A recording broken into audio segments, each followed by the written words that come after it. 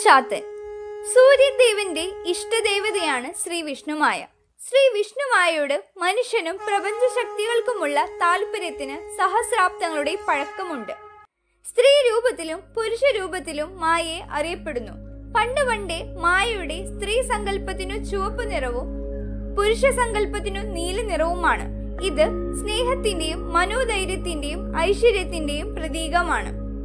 സാക്ഷാൽ ശ്രീ ചാത്തൻ എന്ന പ്രപഞ്ചശക്തി ഒരു കാട്ടാളനാണ്, വേടനാണ്, വനദേവനാണ്, പർവ്വതരാജനാണ്, തേജസ്സാണ്, പാപങ്ങളെ ദഹിപ്പിക്കുന്ന ജ്വാലയാണ്. ദുഃഖം ദിനേശാത്മജ എന്ന് ജ്യോതിശാസ്ത്രം അനുശാസിക്കുന്നു.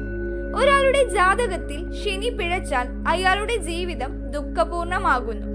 ആ ദോഷപരിഹാരത്തിന് ഏറ്റവും നല്ല ഉപായം ശ്രീ ചാത്തൻ എന്ന സങ്കല്പത്തെ സേവിക്കുകയോ ഭജിക്കുകയോ ആണ്.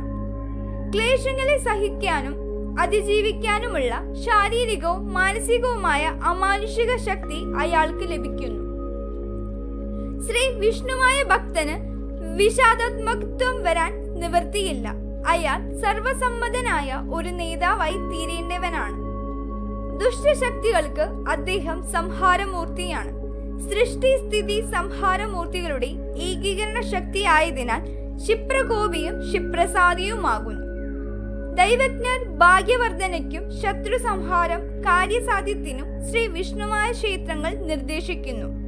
ശ്രീ വിഷ്ണുമായയുടെ സ്വന്തം നാടായ കേരളം ദൈവത്തിന്റെ സ്വന്തം നാടായി കണക്കാക്കപ്പെടുന്നു.